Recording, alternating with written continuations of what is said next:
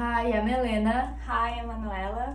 We are from Brazil and we are students at a chemistry technical course. And our project is about use of graphene associated with inorganic nanoporous membrane for water treatment. The potable water shortage is a worldwide problem and one of the Sustainable Development Goals. Among the world's domestic and industrial pollutants of water research, the oils can contaminate up to 25,000 liters of water per liter discarded.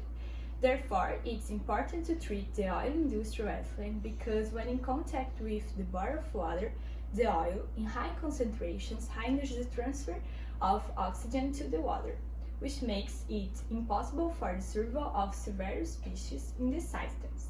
In view of this, the National Council for the Environment in Brazil establishes a maximum concentration of oils and grease in discarded effluents, being 20 mg per liter for mineral oils and 50 mg per liter for vegetable oils. However, the presence of oil in the residue makes the treatment very expensive, especially in low pH effluent.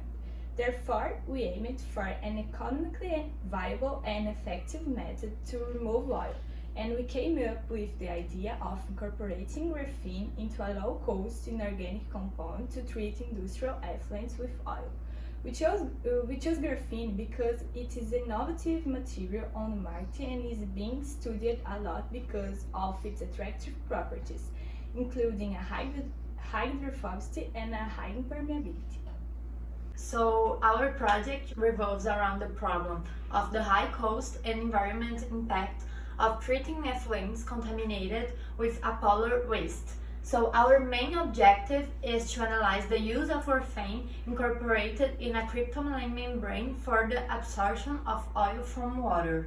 In our methodology, the first step was the obtention of the compound. So we first synthesized cryptomelane through a reflux reaction according to the literature.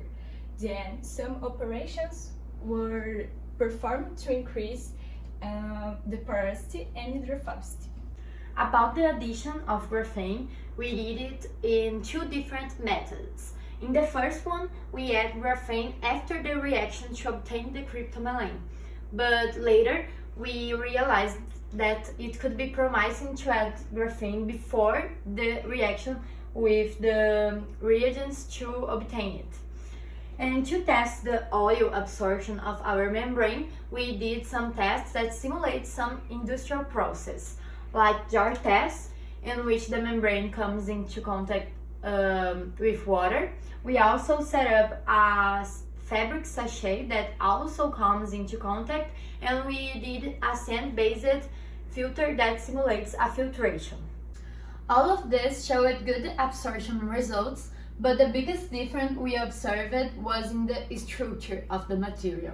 When we added graphene after the reaction, part of the membrane would pass through and contaminated the water we wanted to treat, like the photo, which would be a problem. But when we tested the samples with graphene added with the reagents, this was no longer the case. So we noticed that the structure of the material would have changed, so we did a SEM to confirm it. Considering that we tested two different graphene incorporation methods, we performed scanning electron microscopy in order to better characterize the structure of the material. Then it was observed that the microstructure of the membranes with graphene incorporated in the reactions were well defined, with crystals that can be called eutero and subhetero. The membrane with graphene incorporated after the reaction developed a microstructure very close to that cryptomelane, which this aspect of small tubes.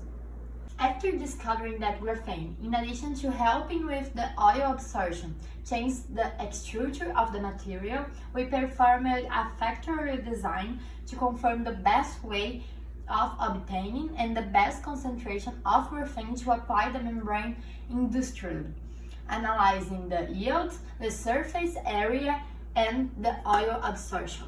We consider that the membrane has various forms of application, so we are studying the best way in which it can be applied in the industry in a way that is economical and efficient in the process. So we are also calculating the cost for the production per kilogram of the membrane. Bye bye!